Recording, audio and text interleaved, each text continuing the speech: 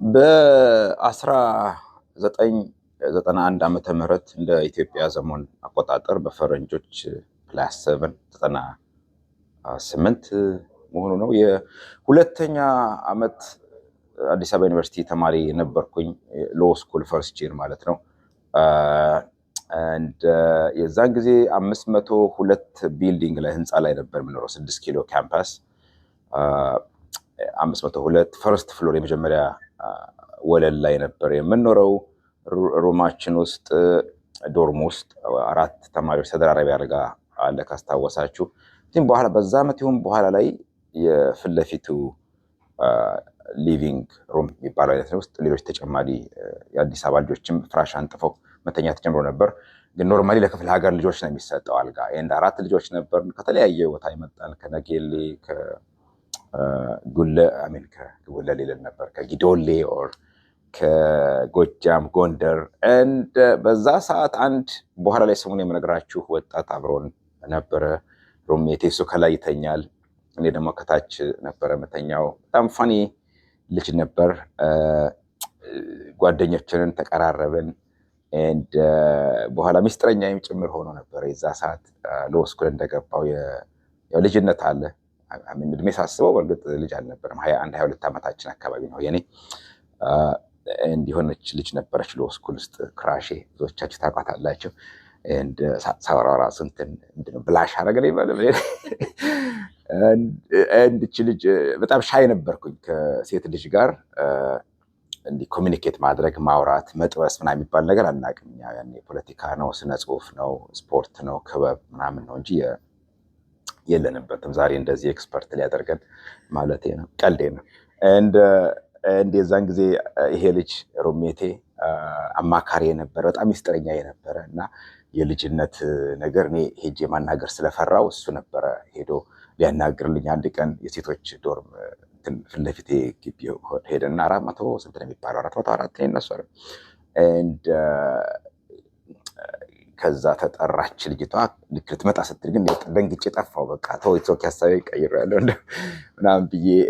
በጣም ፈኒ ልጅ ነበር፣ እንጫወት ነበር። ደስ የሚል ጊዜ ነው ያሳለፍነው። የሆነ ሰዓት ታሞ ተኝቶ እሱ ነው የሚነገረኝ የሚያስታውሰኝ። እኔ እንኳን ረስቼዋለሁኝ። ገርጂ ስንት አፈላልገ። ያኔ ሴልፎን አልነበረም፣ ስልክ አልነበረም እንደምታስታውሱት። ግን የሆነ ነገር የነበረ መሰል አድራሻው አፈላልጌ ሄጄ ታሞ እንደጠየቅኩት ነገረኝ።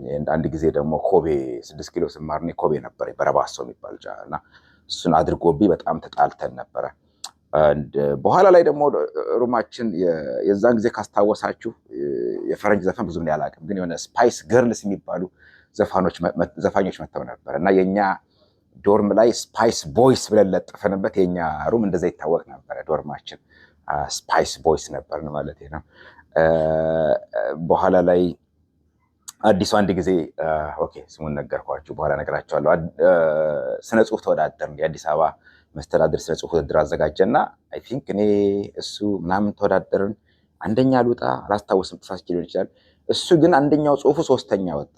ፕሮብሌም ኢዝ በብዕር ስም ነው የጻፈው። ሽልማት ነበረው ብር። የዛን ጊዜ 300 200 100 ብር ነበረ። ጠብሽ ለተማሪ በዛ ሰዓት 100 ማለት በጣም ሀብታም ነን። ለአንድ ወር ለሁለት ወር። በት አንፎርቹኔትሊ አሸንፎ፣ ግን በብዕር ስም ስለሆነ የተወዳደረው ቼኩ ብሩ ደግሞ የሚሰጠው በዛ ስለሆነ ሳያገኝ ቀረ። ስለዚህ አዳነች አቤቤ የአዲስ አበባ መስተዳድር ዕዳ አለብሽ የዚህ ልጅ። ይሄ ጓደኛችን አንፎርቹኔትሊ ሪሰንትሊ አሳዛኝ ዜና ሰምቻለሁኝ። የአእምሮ የጭንቅላት እጢ ተገኝቶበታል፣ ወጥቶበታል። ቲዩመር የሚባለው የሕክምናውን የግድ ሌላ ከኢትዮጵያ ውጭ ወጥቶ መታከም አለበት። ጣሊያን ሀገር ወደ 40,000 ዩሮ 48,000 አካባቢ ዩኤስ ዶላር ይፈጃል ተብሏል። እና ከትላንትና ጀምሮ የኢትዮጵያ ውስጥም ከኢትዮጵያ ውጭም የፈንድ ሬዚንግ ወይም የገንዘብ ማሰባሰብ ዘመቻ ተጀምሯል። አዲሱ ቸኮል ይባላል። አዲሱ ቸኮል እንደነገርኳችሁ በጣም የረጅም ጊዜ ከ6 ኪሎ ጀምሮ ወዳጄ ነው፣ ጓደኛዬ ነው። በመካከል ተጠፋፍተን ነበር። እኔም ኬንያ ተሰደድኩኝ፣ እዚህም መጣሁ።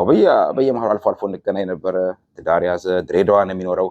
ላለፉት 6-7 ዓመታት ለአሜሪካ ድምፅ ሬዲዮ ዘጋቢ ሆኖ ይሰራል። እንደውም እዚች ጋር ፖዝ አድርጊ ውስጥ ይብልን አድማጭ ተመልካቾቻችን በአሁኑ ሰዓት የሚገኘው ሀረር አራተኛ የሚባል ሰፈር አካባቢ ነው። ጠዋት ላይ ኢዲዲሲ የሚባል ቦታ ላይ የምርጫ ኮረጆ ተሰብሯል የሚባል ሪፖርት ተሰምቶ ምርጫ ተስተጓጉሎ ነበረ። ይሄ በምን ሁኔታ እንደሚገኝ እሱን ለማጣራት ነበር የመጣ ነው።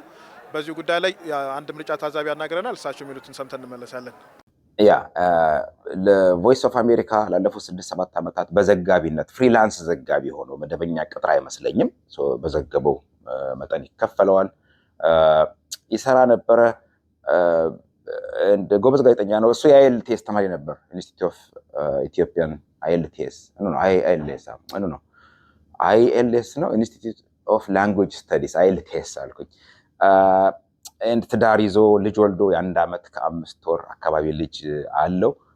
አዲሱ ህይወቱን እናትርፍለት ለማለት ለመማፀን ነው እዚህ የመጣሁትኝ። እኔና የስራ ባልደረቦቼ የምንችለውን ያህል ለግሰናል። እዚህ ቶሮንቶ አካባቢ ያላችሁ ወዳጅ ጓደኞቼ $10-20 ከሰጣችሁኝ እሱን ሰብስቤ ልጨምር እችላለሁኝ። የትም ሰሜን አሜሪካም አውሮፓም ያላችሁም የተከፈተ ጎፈንድሚ አለ። እሱንም እዚህ ጋር አስገባዋለሁ የሚፈቅድ ከሆነ አይ ዶንት ኖ የቲክቶክ ሬጉሌሽን ብሌ እንዴት ነው ለዚህ ነገሮች ይፈቅዳል።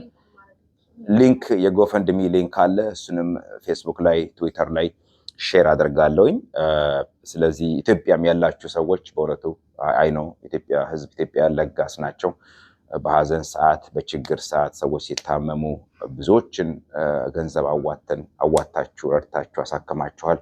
ስለዚህ በዚህ አጋጣሚ የተገኘችውን 100ም 1000ም የቻላችሁትን ያህል እንዳቅም ከባድ ነው ኑሮ በዚህ ሰዓት ላይ ኢትዮጵያ ውስጥ አሁን ባለው ሁኔታ ዶክተሮቻችንም ያክሙት እንዳንል እንኳን ዶክተሮቻችን ራሱ ያሉበት ሁኔታ የምታውቁት ነው። የዶክተሮችን የተመለከተ ራሱን የቻለ ቪዲዮ እሰራለሁኝ። በነገራችን ላይ ሰሞኑን የደሞዝ ጭማሪ ጉዳይ ብቻ አይደለም ባይዘወይ የአጠቃላይ ሁለገብ የሆነ አጀስትመንት ነው የሚያስፈልጋቸው ዶክተሮቻችን። ሰው ልጅ በገንዘብ ብቻ አይኖርም። የገንዘብ ጉዳይ ብቻ የክብር ጉዳይም ነው። ክብር የሚያስፈልጋቸዋል። ሌሎችን ነፍስ የሚያድኑ ዶክተሮች እንደገና ለራሳቸው ለልጆቻቸው ለቤተሰቦቻቸው የሚመግቡት የሚሰጡት ማጣት የለባቸው። ኤኒዌይስ እሱ ሌላ አጀንዳ ነው። ከአዲሱ ጋር በተያያዘ ግን የምትችሉትን ሁሉ እንድትለግሱ በድጋሚ እጅግ በጣም በትህትና ጠይቃችኋለሁ። ይህንን በማስመልከት ነገ ቅዳሜ ሜይ 10 ቀን ጠዋት ላይ የ21 ኪሎ ሜትር ሩጫ አደርጋለሁኝ። የምትችሉ ሰዎች አቅም ያላችሁ ሰዎች በኔ በኩል ማድረግ ትችላላችሁ። በተቋቋመው የጎፈንድሚ አካውንት በኩል ማድረግ ትችላላችሁ። ኢትዮጵያ ውስጥ ያላችሁ ደግሞ በኢትዮጵያ ንግድ ባንክ፣ በአዋሽ፣ አቢሲኒያ በተለያዩ ባንኮች አካውንቶች ተከፍተዋል። የምትችሉትን እርዳታ እንድታደርጉ ለመጠየቅ ነው ዛሬ እዚህ ፊት ለፊታችሁ የመጣችሁትኝ። አዲሱ ፈጣሪ ምህረቱን እንዲልክልህ የልጅህ አምላክ የቤተሰብ አምላክ ከጎንህ እንዲሆን እጸልያለሁኝ። ለምትሰጡ ሰዎች በሙሉ ፈጣሪ ይስጣችሁ። መስጠት ማትችሉም ደግሞ በጸሎታችሁ በህሊናችሁ እንድታስቡን ይሁን። ከዛ በተረፈ በያላችሁበት መልካም ዓርብ ይሁንላችሁ።